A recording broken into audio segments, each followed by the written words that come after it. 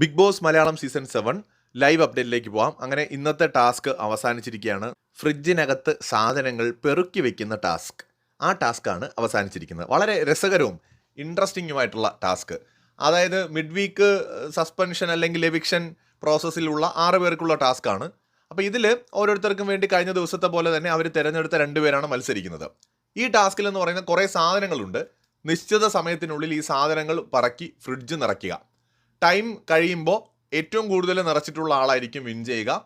ഏറ്റവും കുറവുള്ള ആളിന് അതനുസരിച്ച് പോയിന്റ് കുറഞ്ഞു വരും, ഇന്നലത്തെ പോലെ. ഇതിലെ ട്വിസ്റ്റ് എന്ന് പറഞ്ഞാൽ ആദ്യം ഫസ്റ്റത്തെ റൗണ്ടിൽ ഇത് ചെയ്യുന്ന സമയത്ത് ഏറ്റവും കൂടുതൽ കളക്ട് ചെയ്തത് ശരത്തും അനുവും കൂടെ ചേർന്നിട്ടാണ്. അനീഷിന് വേണ്ടി 68 എണ്ണം.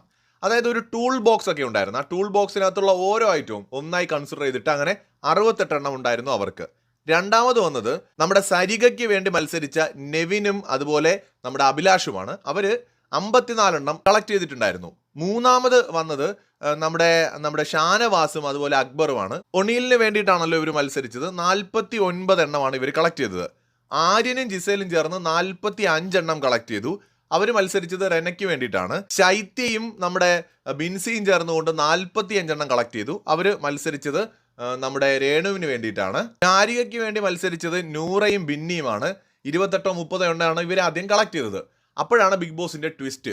അപ്പോൾ ബിഗ് ബോസ് ചോദിച്ചു, അല്ല കുറച്ച് ലോജിക്കൊക്കെ വേണ്ടേ? ഞാൻ എന്തായാലും തലയണയും ബെഡും ബെഡ്ഷീറ്റും അപ്പൂപ്പനെയും അമ്മൂമ്മയും ഒന്നും എടുത്ത് ഫ്രിഡ്ജിൽ വെക്കാറില്ല, ടൂൾസ് ബോക്സും വെക്കാറില്ല. ഒരു ലോജിക്കൊക്കെ വേണ്ടേ?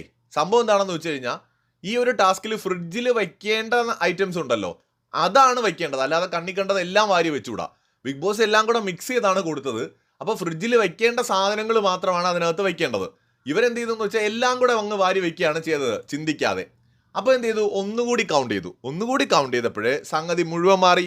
ഇത്തവണ സാബുവാണ് ഒന്നാമത് വന്നത്. 47 ഐറ്റം, 6 പോയിന്റ് കിട്ടി സാബുവിന്. നമ്മുടെ ഷാനവാസും അക്ബറും ചേർന്ന് എടുത്തു കൊടുത്താണേ.